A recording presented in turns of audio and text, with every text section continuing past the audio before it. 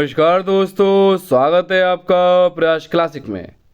आज हम आपके समक्ष लेके आए हैं एमपी पुलिस का कांस्टेबल टेस्ट। यानी कि अभी आपको पता होगा वर्तमान में आपके मध्य प्रदेश में आपके यूपी पुलिस मध्य प्रदेश में आपके पुलिस कांस्टेबल की परीक्षाएं प्रस्तावित हैं, जो कि आपकी दिन प्रतिदिन चल रही हैं। जैसा कि आपको अवगत है, मैं आपको इस वीडियो के अंतर्गत जीके जीएस का जो प्रश्न है उसका मैं क्वेश्चन पेपर लेके आया हूं। अर्थात जो प्रीवियस ईयर में आपकी निर्धारित परीक्षा हुई थी उससे सह संबंधित में आपका एमपी पुलिस का सन 2024 का पुलिस कांस्टेबल टेस्ट 2023 रिपोर्ट लेकर आया हूं। जैसे कि आप लोग देख सकते हो, लिखा हुआ ऊपर MPESV 2024 police constable recruitment test 2023 report. ठीक है, यह आपका पेपर जो होता है वो ऑनलाइन होता है और यह आपका 1 सितंबर 2023 शिफ्ट 2। यदि आपका कोई बच्चा, यदि कोई भी स्टूडेंट अगर पुलिस के पेपर देने गया है एमपी पुलिस, उसको ध्यान होगा, इसको वो देख रहा होगा वीडियो में कि उसके समझ कुछ प्रश्न पत्र आपका इसी प्रकार से आता है, जिसमें लिखा होता है ऊपर view challenge items, view report, view ये वाला क्यूपी या कैंडिडेट रिपोर्ट्स प्रिंट, ऐसे इस प्रकार से आपको ये मिलेगा, या लॉकआउट। ठीक है, इस प्रकार से आपको कुछ देखने को मिलता है और साथ में ही आपका टेस्ट स्लॉट इस प्रकार से। ठीक है, ये आपका शिफ्ट 2 का है। साथ ही मैं कह सकता हूँ इस वीडियो के अंतर्गत मैं आपके समक्ष जीएस का प्रश्न पत्र लेके आया हूँ, जो कि आपका ओरिजिनल प्रश्न पत्र है। हाँ जी, ओरिजिनल प्रश्न पत्र है एमपी पुलिस कांस्टेबल का। ठीक है, और यह जरूरी नहीं है यह आपका एमपी पुलिस से ही संबंधित है, ये आपका यूपी पुलिस कांस्टेबल, ठीक है, या यूपी पुलिस में आपके होमगार्ड की भर्ती आने वाली उससे संबंधित है। साथ ही साथ आर्मी अग्निवीर से भी संबंधित है और डीएलएड और बीटीसी वाले, अर्थात डीएलएड बीटीसी या सिंपल कहता हूँ आपके बीएड वाले बच्चों के लिए भी काफ़ी कार्यरत रहेगा और ये आपका यूपी टेट के लिए भी काफ़ी कार्यरत रहता है। यदि अभी आपने हमारे चैनल को सब्सक्राइब नहीं किया है तो एक बार आप लोग सब्सक्राइब अवश्य कर दीजिएगा। देखिएगा फर्स्ट क्वेश्चन, देखो इस प्रकार से आपको कुछ क्वेश्चन देखने को मिलेगा। इसमें मैं बता दूं कि आपके प्रश्न के साथ साथ उत्तर भी दिए गए हैं। तो क्या कहता है आपका, देखिएगा फर्स्ट क्वेश्चन है, in which session kharif and rabi crops and ground respectively. ठीक है, तो इसका क्या है, हिंदी में दिया है खरीफ और रवि की फसलें क्रमशः किस मौसम में उगाई जाती हैं। ठीक है, किस मौसम में उगाई जाती हैं। पहला है आपका सर्दी और बरसात, सेकंड है गर्मी और बरसात, फिर है बरसात और सर्दी, फिर है बसंत और गर्मी। तो मैं बता दूं कि आपकी यह बरसात और सर्दी के मौसम में उगाई जाती हैं। किसकी, खरीफ और रबी की फसलें क्रमशः। देखो इसने क्रमशः पूछा है, यानी कि बरसात के मौसम में आपकी खरीफ की फसल उगाई जाती हैं, उसके बाद आपकी सर्दियों में रबी की फसल उगाई जाती हैं। यानी कि अभी आपको पता होगा कि अभी जो भी आपका किसान है, गांव से बिलोंग करते हैं, उनको पता होगा कि अभी किस प्रकार से फसल बोई जा रही है, वह आपकी रबी की फसल बोई जा रही है। उसके बाद जैसे ही आपकी फसल रबी फसल के उपरांत, यानी कि आपका मार्च अप्रैल में खत्म होगी, उसके बाद आपकी आ जाएगी खरीफ की फसल। फिर उसके बाद आती है आपकी जायद की फसल, जून जुलाई अगस्त में कह सकते हो। जैसे आप लोग खाते हो खीरा ककड़ी जो भी होती है वो जायद की फसल के, या तरबूज खरबूज, वो सारी आपकी उसमें आ जाएगी। ठीक है, तो अभी बरसात के मौसम में रबी की फसल उगाई जाती है, उसके बाद खरीफ की। समझ गए होगे आप लोग। अगला, यानी पहले खरीफ की फिर रबी। देखो यहां दिया भी है आपका, इसका जो प्रश्न है सी सही है। ठीक है, अगला क्या कहता है, जब पुरस्कार पहली बार बनाया गया था तो केवल राष्ट्रमंडल, आयरिश और दक्षिण अफ्रीका कोष्ठक में दिया और बाद में जिम्बाब्वे नागरिकों द्वारा लिखित उपन्यास ही पुरस्कार प्राप्त करने के पात्र थे। यह कथन निम्नलिखित में से किस पुरस्कार से संबंधित है। पहला है प्रेमी अवार्ड्स, बुकर पुरस्कार, पुलित्जर, और लास्ट दिया होगा, मेरे ख्याल से इसी में आपका ही उत्तर दिया है, तो इसका हो जाएगा बुकर पुरस्कार। यानी कि जब पुरस्कार पहली बार बनाया गया था तो उसमें केवल राष्ट्रमंडल, आयरिश और दक्षिण अफ्रीकी नागरिकों द्वारा लिखित उपन्यास है ही प्राप्त ज्ञान के पात्र थे। यह कथन किस पुरस्कार से संबंधित है आपका, बुकर पुरस्कार से सह संबंधित है, अर्थात दूसरे का दूसरा एकदम सही ऑप्शन है। देखिएगा नेक्स्ट प्रश्न क्या कहता है। दो इसमें दिया हुआ है, बी ऑप्शन एकदम करेक्ट है। अगला क्या कहता है, सभी के लिए अफोर्डेबल एलईडी अर्थात उजाला द्वारा उन्नत ज्योति किस वर्ष शुरू की गई थी। काफ़ी महत्वपूर्ण प्रश्न है, यानी कि करंट अफेयर से संबंध रखता है। पहला है 2017, 2015, फिर है 2015, 2012, 2012, 2014। तो मेरे ख्याल से इसका बी ऑप्शन सही है। कौन सा आपका, 2015 वाला, ये वाला इसका एकदम सही है। यानी कि किस वर्ष शुरू की गई थी आपकी, 2015 बारे में, तो उसमें बी दिया हुआ है। अगला प्रश्न देखिएगा, प्रश्न नंबर 4 क्या कहता है, आजीविका राष्ट्रीय ग्रामीण आजीविका मिशन, इसे कहते हैं NRLM का नाम बदलकर किस वर्ष दीनदयाल अध्योदय योजना कर दिया गया। 2017-18, 18-20 या 20-15। तो ये आपका इसका 15 एकदम सही है, डी ऑप्शन सही है। अगला क्या कहता है नेक्स्ट प्रश्न, किस सम्मेलन ने अपने सदस्यों देश के बाहरी अधिशेष और घाटे से निपटने के लिए अंतर्राष्ट्रीय मुद्रा कोष IFM की स्थापना की। किस देश ने की थी आपका, बताइएगा। प्रश्न नंबर 5 है, तो 5 की मैं बात करूं तो इसका सी सही है, ब्रिटेन वुड्स का। अगला महामंदी अमेरिकी इतिहास की सबसे खराब आर्थिक मंदी थी, यह किस वर्ष हुआ। तो प्रश्न नंबर 6 की मैं बात करूं तो यह है आपका बी ऑप्शन इसका सही है, अर्थात बी ऑप्शन, बी दिया होगा तो बी है। हाँ जी, थोड़ा जूम कर लेता हूँ आपको ताकि अच्छी तरह दिखाई जाए, ठीक है। अगला क्या कहता है, GVA का सही फुल फॉर्म है। काफ़ी महत्वपूर्ण प्रश्न है आपका। पहला दिया है इसने ग्रॉस वैल्यूएशन एडिशन, जी नहीं। ग्रॉस वैल्यूअल एडेड, ये भी नहीं है। इसका सी ऑप्शन सही है। क्या कह रहा है ये, gross value added, gross value added, अर्थात इसका सी ऑप्शन एकदम सही है, ग्रॉस वैल्यू एडेड वाला, ठीक है। थोड़ा ये इस प्रकार से नहीं, इस प्रकार से आएगा ग्रॉस वैल्यू, इस प्रकार से, ठीक है। वो ग्रॉस वैल्यू एवेल नीचे वाला है, डी वाला। इसका सी ऑप्शन सही है, जैसे कि आप लोग देख सकते हो ये वाला, ठीक है। इसमें आपके आंसर भी दिए हुए हैं, ये आपका ऑफिशियल पेपर है। अगला प्रश्न क्या कहता है, देखिएगा। हाँ, सिंहल निम्नलिखित में से किस देश की राजभाषा है, नेपाल, म्यांमार, भूटान या श्रीलंका। तो ये आपकी श्रीलंका का है, अर्थात डी ऑप्शन सही है। जी हाँ, डी होगा, देखना ये, हाँ डी सही है। अगला प्रश्न नंबर 9, विश्व का सबसे बड़ा टमाटर उत्पादक देश कौन सा है, रूस, USA, चीन, कनाडा, बताइएगा। तो विश्व की बात करूँ तो सबसे बड़ा चीन है, यानी कि विश्व का सबसे बड़ा टमाटर का उत्पादक देश कौन सा है, चीन। काफ़ी महत्वपूर्ण प्रश्न है, इंपॉर्टेंट प्रश्न है, आप देख लेना आप। अगला प्रश्न क्या कहता है, सुडा जल मरुमध्य किस समुद्र को हिंद महासागर से जोड़ता है। पहला प्रश्न क्या कहता है आपका, जावा सागर। जी हाँ, आपका फर्स्ट ही सही है, देखिए, हाँ जी फर्स्ट सही है, देखो यहाँ दे रखा है फर्स्ट, ठीक है, करेक्ट आंसर फर्स्ट। अगला काफ़ी महत्वपूर्ण प्रश्न है आपका ये वाला, नेक्स्ट वाला, पर्यावरण संरक्षण अधिनियम कब पारित हुआ।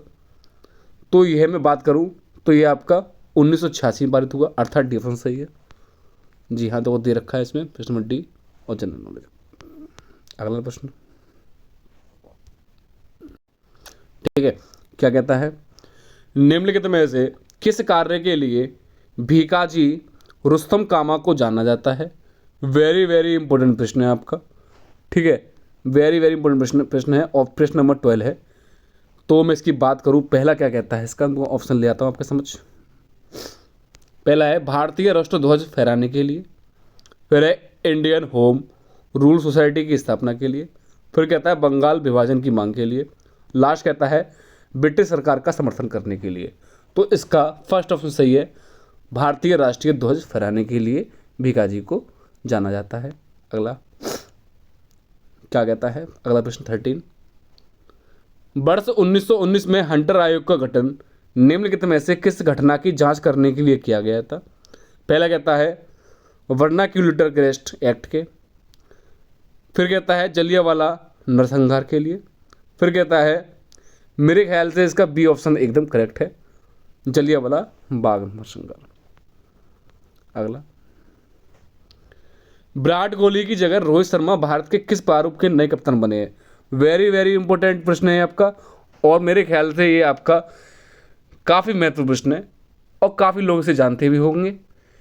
ठीक है, इस प्रश्न से यानी जिसको क्रिकेट से संबंधित, क्रिकेट बहुत पसंद है, प्रसिद्ध है, बहुत अच्छा लगता है, वो व्यक्ति तो इसको तुरंत ही लगा देगा। तो यदि मैं बात करता हूँ तो 14 का है पहला T20, सेकंड कहता है आपका वनडे इंटरनेशनल, जी नहीं। टेस्ट मैच, जी नहीं।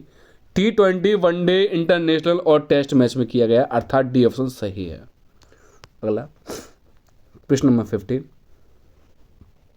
क्या कहता है इसमें आपका, तमांग सेलो लोकगीत निम्नलिखित में से किस राज्य से संबंधित है? तो यह मैं बता दूं कि आपका छत्तीसगढ़ से ही से संबंधित है। छत्तीसगढ़ की राजधानी क्या है आपकी? रायपुर है। ठीक है, अगला प्रश्न नंबर 16, एक सेकंड, छत्तीसगढ़ से नहीं है, ये आपका पश्चिम बंगाल से, अर्थात डी ऑप्शन इसका सही है।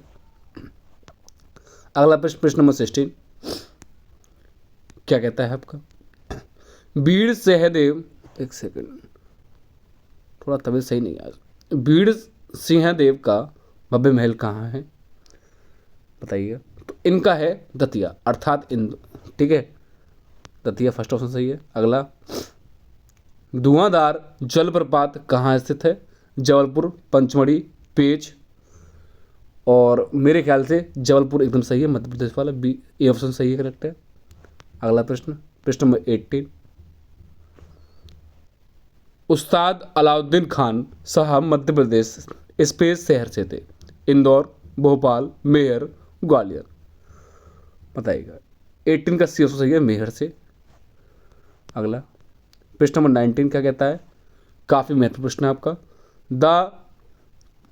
क्या कहता है, the Bloomsbury anthology of great Indian poems के लेखक कौन है? वेरी इंपॉर्टेंट प्रश्न है आपका। ठीक है, ये काफ़ी महत्वपूर्ण प्रश्न है। प्रश्न नंबर आपका 19 है, और 19 की मैं बात करूं तो आपका पहला है अपूर्व कुमार सिंह, जी नहीं। अमित शाह, नहीं। अभय कुमार इसका एकदम सही है, यानी कि सी ऑप्शन एकदम सही है, अभय कुमार। ठीक है, जैसा कि आप लोग देख सकते हो, इसका सी ऑप्शन दे रखा है सही। अगला प्रश्न नंबर 19 के बाद 20, काफ़ी महत्वपूर्ण प्रश्न है ये, आपका हर परीक्षा में, यूपी पुलिस की हो या एमपी पुलिस या आपकी मैं सिंपल को बिहार पुलिस से भी काफ़ी महत्वपूर्ण प्रश्न देखने को मिलता है आपका। विश्व स्वास्थ्य संगठन अर्थात WHO का मुख्यालय कहाँ है? यानी कि WHO का, विश्व वर्ल्ड हेल्थ ऑर्गेनाइजेशन का मुख्यालय कहाँ है? और मैं बता दूं कि इसकी WHO की जो स्थापना है वो आपकी 7 अप्रैल को हुई थी, 7 अप्रैल 1948 को, और प्रत्येक वर्ष को 7 अप्रैल को इसका विश्व स्थापना दिवस मनाया जाता है, यानी कि विश्व स्वास्थ्य संगठन स्थापना दिवस के रूप में मनाया जाता है।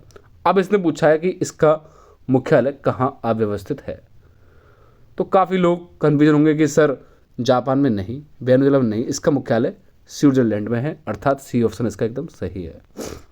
अगला, महासागरों के ज्वार और लहरों को उत्पन्न करने के लिए उपयोग किया जाता है ऊर्जा और बिजली।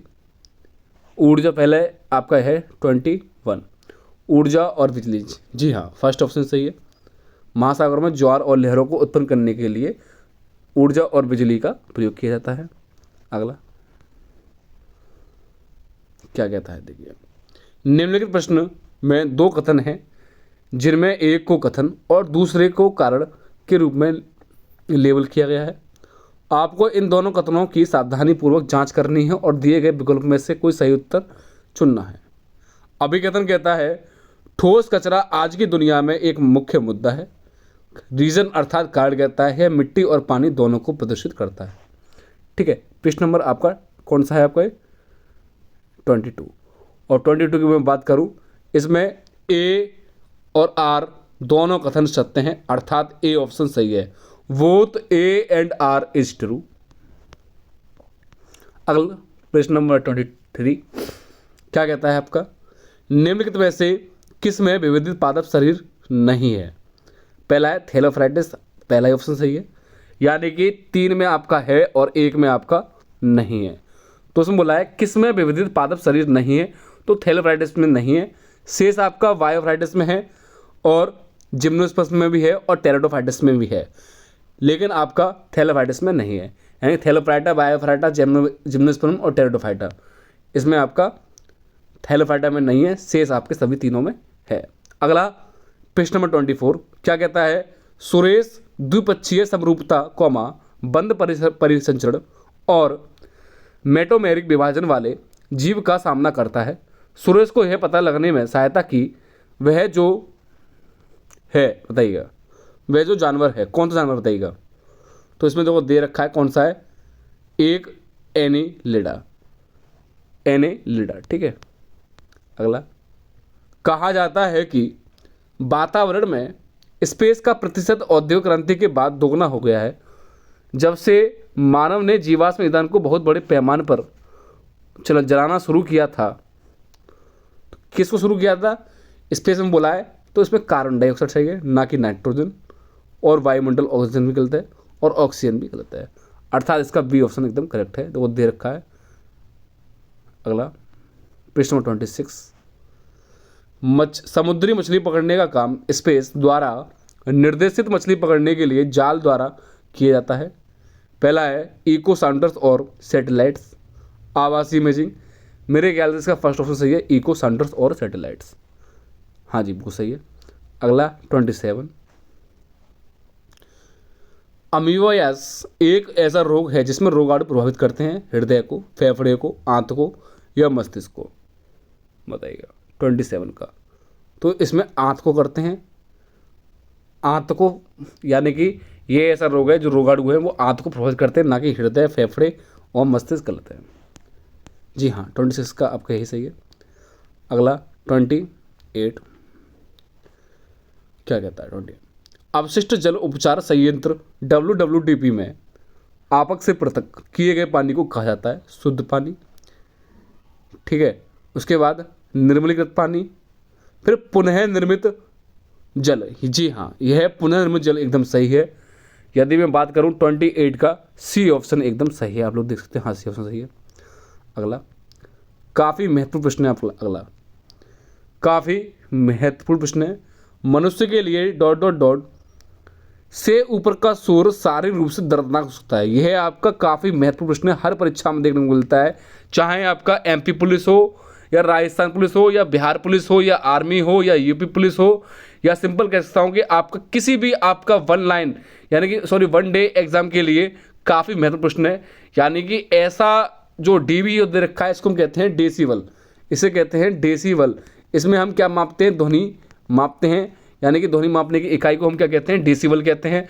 लेकिन इसने बोला है कि मनुष्य के लिए जो शोर सुनाई देता है वो सारी से दर्दनाक होता है, यानी कि मनुष्य जो सामान्य बातचीत करता है वो किस में करता है, 60 dB में, लेकिन इसने बोला है कि 70 dB में, लेकिन इसने बोला है कि शोर सुनाई दे उसे हम क्या कहते हैं। तो सिंपल है भैया, 70 से ऊपर होगा तो 70 से ऊपर तो ना तो 10 है, ना ही 30 है, ना ही 50 है, तो 70 से ऊपर केवल कि आपका 80 है, यानी कि आपका 80 dB इसका एकदम सही है। यानी कि 80 डेसिबल से यदि आपकी ऊपर जो ध्वनि जाती है वो मनुष्य के लिए अकरणीय होती है, यानी कि शोर शराबा के तहत आती है। इसमें मनुष्य के जो शारीरिक रूप से उसे आपको दर्दनाक हो सकती है, जिसके आपके कान में दिक्कत हो सकती है, जैसा कि आप लोग देखते हो। इसका आंसर करेक्ट डी ही दे रखा है। अगला चौक का आणविक सूत्र है, यानी कि 30 वो बोल रहा है कि चौक का आणविक सूत्र है। पहला है कैल्शियम हाइड्रोक्साइड, जी नहीं। कैल्शियम कार्बोनेट, जी हाँ CaCO3 कैल्शियम कार्बोनेट क्या है आपका चौक का आणविक सूत्र है। पहला है कैल्शियम हाइड्रोक्साइड CaOH, ये नहीं है। अगला क्या दे रखा है, कैल्शियम सल्फेट, फिर है कैल्शियम बाइकार्बोनेट, ये नहीं है, बी ऑप्शन सही था। अगला प्रश्न नंबर 31 ओजोन परत निम्नलिखित में से किस मंडल में पाई जाती है, वायुमंडल, समताप मंडल, बहिर्मंडल या क्षोभ मंडल। तो ये आपका समताप मंडल के अंतर्गत आती है, अर्थात स्ट्रेटोस्फीयर के अंतर्गत आती है, बी ऑप्शन सही है। अगला प्रश्न नंबर 32 निम्नलिखित में से कौन सी फसल आमतौर पर जायद मौसम से जुड़ी नहीं है, यानी 3 जुड़ी हैं, 1 नहीं है। अभी जस्ट मैंने आपको वीडियो में बताया है कि यह आपकी जायद फसल के अंतर्गत आती है, तो इसमें से 1 नहीं आती। तो 32 की मैं बात करूँ तो देखो कौन सी नहीं आती, तरबूज आता है, खीरा आता है, लेकिन सूरजमुखी नहीं आता, अर्थात यही ऑप्शन सही है। ये आपका गलत है, नहीं पूछा है ना, तो 3 तो सही होगी इसमें और 1 गलत है, तो 1 गलत वाली आपकी यही है। ठीक है, अगला पेज नंबर 33, निम्नलिखित में से कौन सा पौधा का उदाहरण है जो प्रकंदों के माध्यम से अलैंगिक से प्रजनन करता है? स्ट्रॉबेरी, गुलबहार या फर्न? तो इसका फर्न एकदम सही है। अगला 34, लिनियास की वर्गीकरण प्रणाली के बारे में निम्नलिखित में से कौन सा कथन सत्य नहीं है? कौन सा कथन सत्य नहीं है? तो इसका मेरे ख्याल से डी ऑप्शन सही है। लिनियास की वर्गीकरण प्रणाली के विकासवाद के सिद्धांत पर आधारित है और जीवों के विकास सिद्धांत पर चर्चा करती है। अगला 35, निम्नलिखित में से कौन सा भाग अलैंगिक प्रजनन में भाग नहीं लेता? बुस्तुरी, प्रकंद, फूल? तो फूल नहीं लेता। अगला 36, ये थोड़ा आपका रीजनिंग आ गई है, रीजनिंग आ गई है, लेकिन आपको जीएस करानी है तो अभी मैं बता देता हूँ इसका क्या सही हो सकता है। इसका रीजनिंग का एक आ गया है तो बता ही देता हूँ। 8, 16, 24, 35, 40, 48। तो इसने बोला कि आगे क्या आएगा, तो इसका आगे की मैं बात करूँ तो 35 सही है। 35 ही असंगत पूछा है ना, क्रम में आपका असंगत पूछा है, तो आपका 30, 40, 35 ही है। जी हाँ, ठीक है, ये रीजनिंग आ चुकी है। यहाँ आपके लगभग 30 प्लस प्रश्न हो चुके हैं, यानी कि 35 आपके जीएस के प्रश्न हो चुके हैं एमपी पुलिस के रिगार्डिंग। यह आपका ओरिजिनल पेपर है। ठीक है, इसी प्रकार से आपका एमपी पुलिस का पेपर आ रहा है। यदि ये आपको वीडियो अच्छी लगी हो तो एक बार लाइक और सब्सक्राइब अवश्य कर दें। ठीक है, यदि आपको यह वीडियो अच्छी लगी है तो आप इसे सब्सक्राइब और लाइक करना ना भूलें, और जिसका कल एमपी पुलिस का पेपर है उसको मेरी शुभकामनाएं साथ हैं। ठीक है, जिसका एमपी पुलिस का पेपर काफ़ी अच्छा हुआ है उसको बहुत बहुत शुक्रिया, धन्यवाद, या सिंपल कह सकता हूँ उसकी शुभकामनाएं मेरे साथ है कि वो अपने नेक्स्ट स्टेप के लिए तैयारी करे। साथ ही जिनका होने वाला है उनको भी शुभकामनाएं। एक बार जिसका कल एमपी पुलिस का पेपर है या अगला होने वाला है उसको ये वीडियो आप अवश्य शेयर कर दें। मिलते हैं नेक्स्ट वीडियो में। धन्यवाद। जय हिंद, जय भारत।